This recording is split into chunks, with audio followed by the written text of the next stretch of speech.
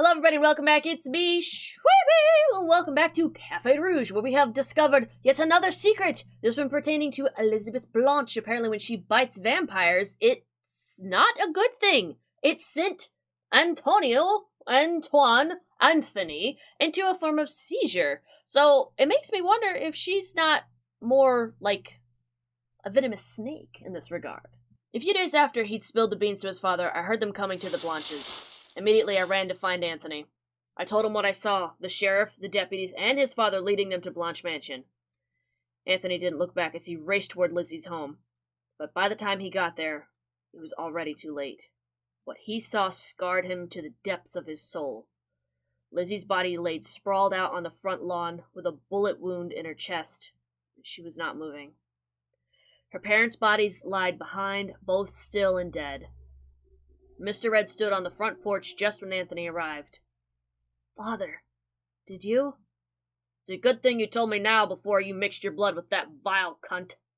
Wow, this little wretch was one of those disgusting breeds of our race who could change humans into vampires. Oh, why wouldn't he prefer it be vampires and not humans? I'm kind of confused by this. An abomination is what it is? Okay, so he's more the type of, if it ain't purebred, it ain't the real thing. You don't need to be mixing your blood. Okay. I understand the mentality now. I hate him. Humans born human should just stay a filthy human. I won't let their filth infect our pure-blood vampire race. Yep, and I hate him more. Anthony stood there in a daze. When his father finally left, Anthony went to Lizzie. She looked so peaceful with her eyes closed and jet black hair lying softly on the grass. It didn't look like she was dead at all, even with the blood pouring out of her chest from the bullet wound. Just asleep. Bending down, Anthony laid himself beside her, stroking her face. Lizzie, come on now, wake up, darling. Her head flopped to the side. Lizzie, come on, wake up now, you're scaring me. He kissed her dead, cold lips, trying to somehow arouse her awake. She didn't respond. He could feel no breathing coming out of her mouth as he pressed his lips against hers. Lizzie, please. Anthony grabbed her lifeless body up, cradling it in his arms. She felt so cold against him. Pressing her against his chest, Anthony waited for his heart to somehow transfer into her cold flesh. Her head continued to flop to her side as he ran his fingers through her now disheveled hair. Anthony took her limp hand and brought it to his face. It was so cold and unresponsive. His body was numbing itself from all the pain that would soon hit him in a few moments. Lizzie, this isn't fun anymore. Wake up. This is a form of traumatic shock that's gonna hurt when it hits. The heart pendant dangled on the neck of the lifeless corpse. His world shattered. It was the middle of the night. After that horrible day, Anthony told me to meet him tomorrow at midnight here at our old childhood hideout. I wasn't sure what he was talking about or why he wanted to meet me, but I knew he was in need of deep comfort. Finally, I could see him in the distance. Anthony! Geez, why did you want me to come out here in the middle of... I stopped, watching him approach. His face was unexpectedly calm, his eyes downcast and cold. Anthony. Whose blood is that? Why are you covered in blood? His eyes met mine. There was absolutely no spark of life left in the pools of rotting red. Just my father's and two of his associates. I kind of figured that there was no way in hell he was going to let his father get away with that. Absolutely not. He revealed the pistol hidden in his pocket. It was also covered in fresh blood. You killed your father? Obviously! Wouldn't you, with what he did? His father murdered 3 people because of some crazy purist belief. I could totally foresee it. Granted, in a vigilante kind of way, it's justified. And he was also still in shock, might I add. Well, yes. What else could I have done? Anthony, have you gone mad? You are a murderer. His father murdered them first. Anthony cocked up his gun right in my face. I froze, watching him carefully. Would he kill me? Shoot me then. Shoot your only friend in the world now. Inwardly, I was shaking, but I wouldn't let him see. His eyes held no emotion as he looked at me, waiting to pull the trigger. It was clear on his face he didn't care anymore about anything. Something inside him had already died. Come on, put the gun down, Anthony. We left Georgia that night and didn't come back. Taking only Lizzie's harp and a few other stolen belongings, our lives had changed forever. Anthony was now a wanted felon for murder, and his accomplice for helping him escape. We knew we couldn't keep our names any longer, so I came up with the brilliant plan of crediting new ones. Sneaking ourselves into the docks, we went to the harbors. By then, millions of immigrants from Europe alike were coming to America. It was easy to sneak in and pretend we were one of them. Now, when we get to the desk, say what I told you to say. Yes, Daniel. Don't call me Daniel anymore. It's Demian Azarov now. I'm a young Russian man hoping to make his fortune in New World. You're just changing your name because you fancy that girl from the general store, who might not even be Russian. Mind you, I at least chose a name. Come on now, Anthony. Any name will do. Have you decided on one? We were silent for a long moment. As the line began to move forward, people from behind complained, but I didn't dare drag Anthony from his place. Antoine Rouge. He took the name when she tried to say Anthony the first time, and Rouge in honor of the cafe that she wanted. That's really friggin' sweet. What a stupid name. How did you come up? Oh. No. Definitely no. It's the exact same as your current initials. I don't care. Anthony, you have to move on and forget about Liz. Anthony shot a glare. I almost fell backwards remembering the same look in his eyes of a cold-blooded killer. Then do it like them French do. The le thing before the color of a surname, alright, Anton? Fine, Demian. For the first time he smiled, but it was different. Something inside him had already died. He had been so quiet for so long, I was afraid he was planning to commit suicide. So I jumped when he suddenly spoke up. Demian, I'm going to make that cafe. The street corner cafe with red walls and a French canopy. It's going to have a bakery and a dining hall fit for Abraham Lincoln himself. And I'm going to go all over Europe if I have to find the best chefs. I'm going to build Café Rouge. And what makes you think I'm going to help you? But of course I did. Demi watched as I hopelessly tried to hide the tears dripping down my cheeks. I didn't know what to feel. Happy, sad, miserable. All I knew was that I couldn't stay here. He never forgot about her, did he? No. He never moved on, no matter how many times I told him to find some other girl and settle down. In his eyes, he believed in the impossible, that Lizzie would somehow rise from the dead, a corpse bride. What the hell, I don't know. And then, yes, my eyes started to water again. The hurt from my chest was unbearable. I was an idiot, a huge idiot. All this time, I was just some replacement for some dead woman. He never had an inkling of emotion for me. Whenever Anton looked at me, he wasn't looking for Isis. He was looking for Lizzie. I have to quit, I know. He reached over, rubbing my back to comfort me. Crying out my humiliation, I finally calmed down, looking towards Demi. Demi? Yes. Thank you. By the time I got home, I had curled myself up in my room, crying in my pillow. Nobody wanted me. Not my parents, not Anton, and maybe not even myself. Honestly, how did I become like this? My eyes dried and I soon grew tired, crying myself to sleep. Though, however, the parents did mention some lady person, so where are we from? And at what age were we dropped off with our parents? Got questions. I unlocked my phone with facial recognition, too groggy and too tired to use my fingers to properly enter my passcode. Looks like a text. Who'd send me a text at 2 a.m? Rubbing my swollen eyes, I glanced at it momentarily. Come to cafe or he dies. Welp! This sounds like a big old dang problem now. My heart stopped.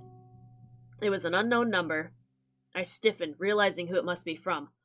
The murderer? Yeah. Is it possible that Anton's lineage. Obviously, he killed his dad and 2 associates, but that doesn't mean that the rest of the lineage is dead, and I wouldn't put it past them to have similar mindsets. So when they found her, probably assuming that she is like Lizzy, or maybe has that same ability of where it's a human vampire thing, that they want her dead for some reason. I don't know. So much stuff to suss. Whatever.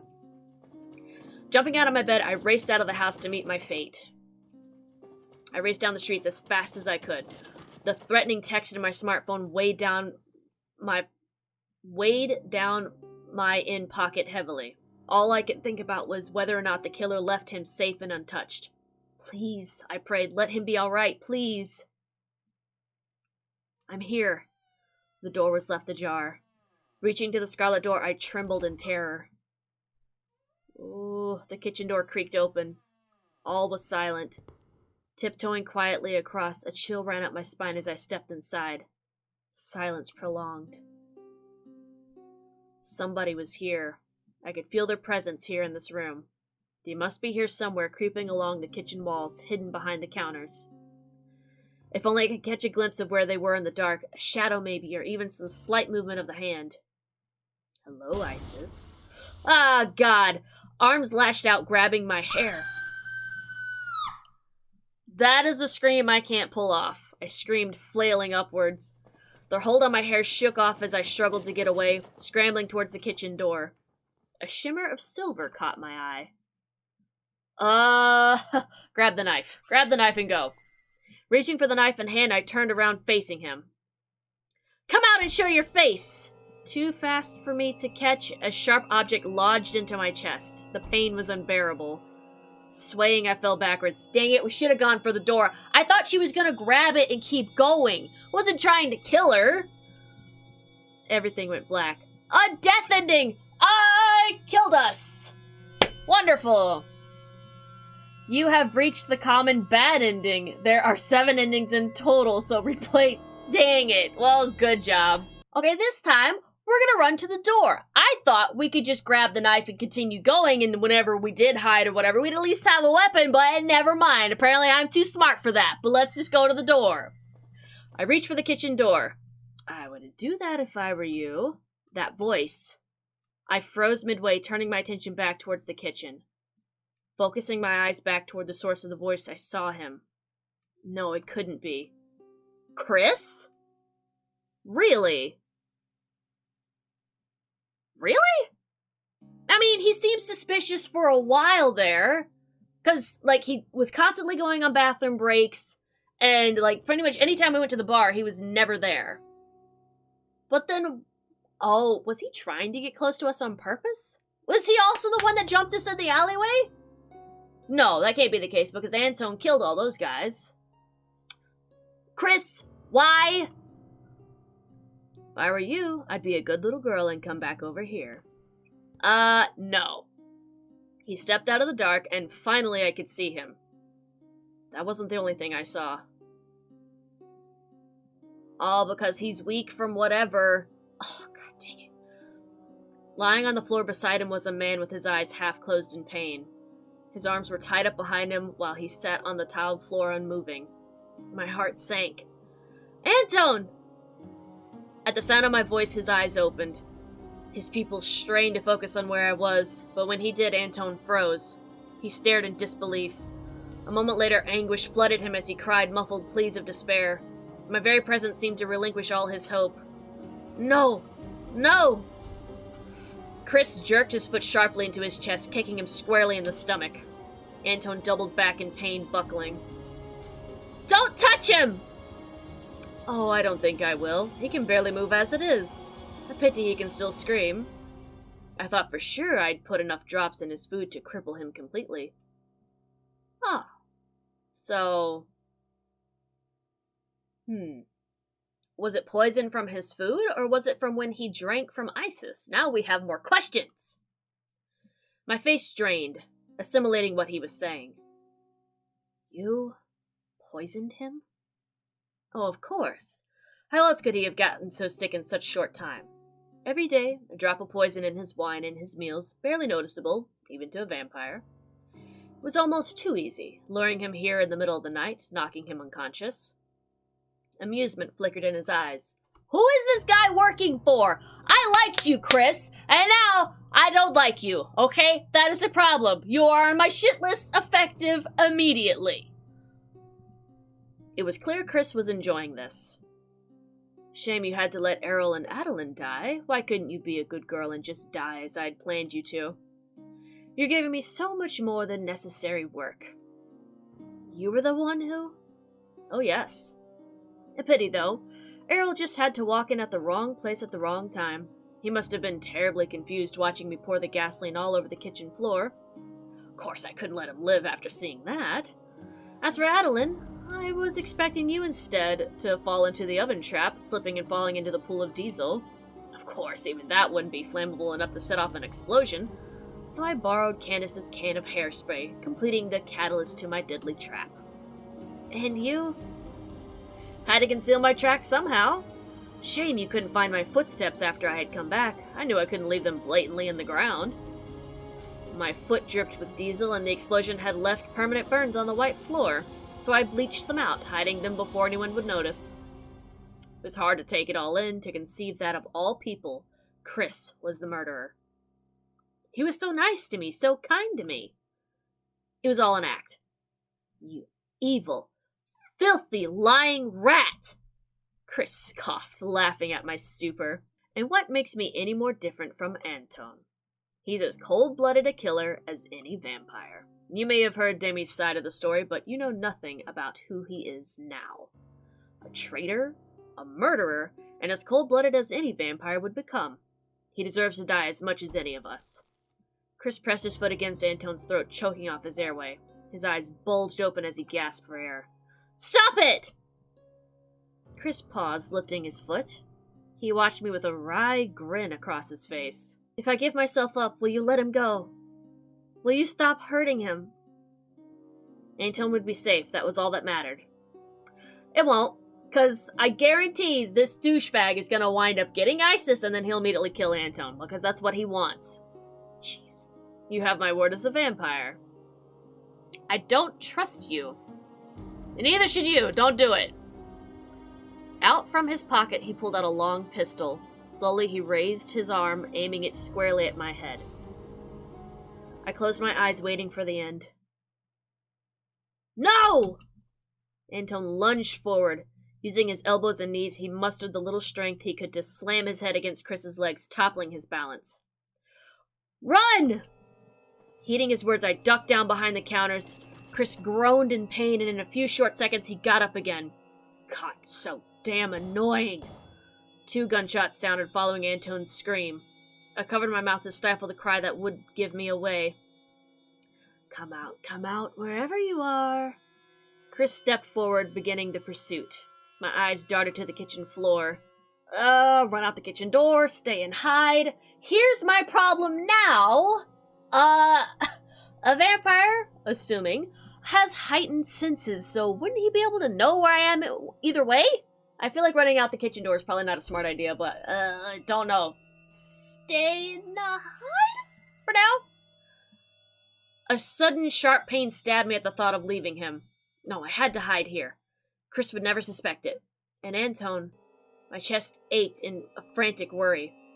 Eensy-weensy spider, go up the water spout. Is this guy just a lunatic now? I could hide in the cabinet, but how can I make him think I left the kitchen? Down came the rain and... Kicking my leg out, the kitchen door swung open. I pulled back quickly, scrambling behind the cabinet door. Wash the spider out. Okay, Chris, just turned, super villain scary, okay? Just saying. Chris left through the door. His footsteps faded out. Was he gone? I opened the cabinet door cautiously. Empty. Except for... I stumbled out, hastening toward Anton. Where was he? I turned around the corner and finally saw him. My heart dropped. He was soaked in a pool of blood and his eyes were closed. Anton? I fell to my knees, for once not even fazed by the strong stench of blood. His blood. No. Chris must have shot him. But where? In the chest? Near his lungs? Heart? Dropping down to his level, I wrapped my arms around his head. Tears poured out of my eyes uncontrollably. He's alive. Letting him go, I looked down at his face. Run! Damn it. What are you still doing here? Run! He winced, crumpling at the pain. Immediately, I let go, afraid to touch him again. But Run! Okay. One of two things is gonna happen. We stay here, he'll probably bleed out and continue to die anyways, because he's either been poisoned by ISIS or by the poison that Chris has been slipping in the food. And Chris is gonna show up and kill us either way. I just... Running out of the cafe, what am I gonna do? Do we have the numbers to anybody else, and would we seriously want to drag them into all of this? I don't know! I think for now we'll just stay. I don't know what good it'll do, but we'll stay. I glanced over to the kitchen door, leaving him bleeding to death on the kitchen floor while I run away. I couldn't bear the thought of it. I can't leave you like this.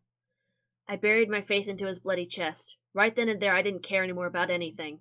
About his real feelings, about me, about Lizzy, about the cafe. Antoine was bleeding to death in front of my eyes, and for one moment, I just wanted to forget, to lose myself. And for a brief moment, I could have sworn he felt the same. You stupid woman. I almost laughed. Then the door opened. Run! Now! No! I couldn't leave him. There'd be no point now. It was too late anyway. Chris stepped around the corner, and soon he found us. Well, and what do we have here? He stopped in front of us. I shielded Antoine in my feeble arms, determined not to let anyone hurt him. Chris seemed rather amused by that. I didn't know any better. I'd say the McKellis did pretty good job of saving you from the brink of death. What? He cocked the gun in our faces.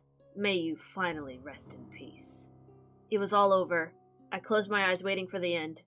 He pulled the trigger. Silence. Out of ammo at a time like this? I couldn't believe our luck. Yeah, me neither!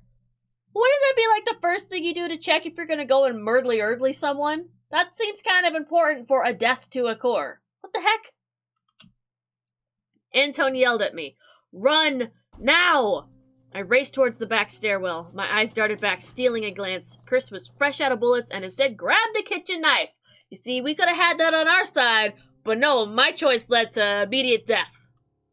'Cause that's fair. Without hesitation, he shoved his foot into Antoine's face with such extreme brute force I almost screamed. I'll deal with you later. Brandishing his knife, he followed right behind me. I scrambled up the steps to Antoine's office, not daring to look back. I leaned against the office door after I locked it from the inside. Chris wouldn't be able to get in. I panted, leaning down against the door. Then I heard Chris's slamming on the office door. You can run, but you can't hide. He continued slamming the door. The banging noises wouldn't go away. But then it stopped. Oh God. The knife pulled in and out of the door. There was nothing I could do but watch in terror. You know you're really getting on my nerves, kiddo. And that rarely ever happens. The knife serrated in and out of the hardwood, chipping the door into bits and pieces. You can stop this right now, Chris. You don't have to do this. Think of all the people you'd be hurting. All the vampires you're harming. Have mercy on your own kind. Laughter was the only reply I heard on the other side. Chris continued to stab the door, jabbing the knife in and out. Your naivete astounds me sometimes. Honestly, I would have thought you'd learned by now. The end justifies all the means for vampires. That includes killing our own brothers and sisters. Chills ran through my spine. I couldn't conceive the amount of evil he stated in that one sentence. We are vampires. We are cruel beasts and monsters of the human race. We may look like humans. We may speak and eat like humans, but we are far from human. Tragedy follows us from cradle to coffin, and whether we like it or not, we are forced to bring doom to others as well as ourselves. Half of the wood chipped away, and I could see his face through the door. Chris pulled the knife out one last time. To afford mercy or morality of any kind means death. Those who can't accept this destiny of sin cannot survive. They hang on to a piece of humanity that doesn't exist, which in turn will kill them. His hand reached through the door, unlocking it. And I choose to live. My mind raced to figure out a way to escape. Chris would come in a few seconds, and I'd have half a second to spare. But I was trapped, and the only way out was the door, and my eyes darted to the window. No worries, kiddo. It'll be quick and painless. I unlocked the pane, swinging open the window. No, I was too high for anyone to climb down. They would surely fall. Chris kicked open the splintered door. I dove behind the office desk, hiding. Chris's line of vision went to the window first. The chase ends here, kiddo. Running is useless now. He marched to the open window, looking outside. I crawled out, emerging from behind the desk. I will not die! Bolting myself up from the floor, I lunged forward. The force of my hands knocked him through the open air, and he fell through. Gravity did the rest, pulling his body down to the earth. For a split second, our eyes met. The surprise was clear on his face as he realized I'd beat him at his own game. Chris's body met the pavement with a sickening crack. Oh. I covered my eyes, sparing what I could from the sight of his death. The knife sliced clean through his chest, while his eyes were glazed over in fixed shock. I won. Looking down at my hands, it suddenly hit me. I'd done murder. I committed murder. I killed someone. Baffled, I leaned back against the wall. Everything passed by me in a daze. I wasn't even sure if I was dreaming. Was this even reality? Maybe I was already dead. I suddenly remembered. Jolting from my place, I raced to the kitchen. Hesitantly, I tiptoed toward him. He was lying in an upright position against the kitchen counter. Blood stained his shirt, and he looked unconscious, passed out in his own blood.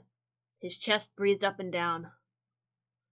I bent down in front of him. Strands of blonde covered his face, and I almost reached out my hand to brush them away. But I pulled back. What am I doing? Why did I even come down to check on him? He wouldn't care. After all, I would never replace his Lizzy. I meant nothing to him, and I never will. Getting up, I rose. I never looked back as I finally left through the kitchen door for the last time. I quit my job. Demi took care of the rest like he said he would. The police wrapped up the investigation with Chris's death and closed the case on the cafe murders. Errol and Adeline had found the justice they deserved. As for me, my parents prepared my move out. I still hadn't met that woman yet, but when I did, surely it would all change. I've had enough trouble with vampires already, and hopefully I will never cross paths with them again. Oh, that was an actual ending! Good night, sweet prince! What an awful ending! Ah, dang it, this means I have to go back and do all the things again. Alright, if y'all are interested in seeing more of this, let me know down in the comment section below. Leave a like, subscribe if you want more, and let's hear them! Got another ending! It's a bittersweet ending. Not that great of an ending. Not my favorite, I'll admit. Battle cries! Woo! Yeah! And I'll see you guys in the next episode.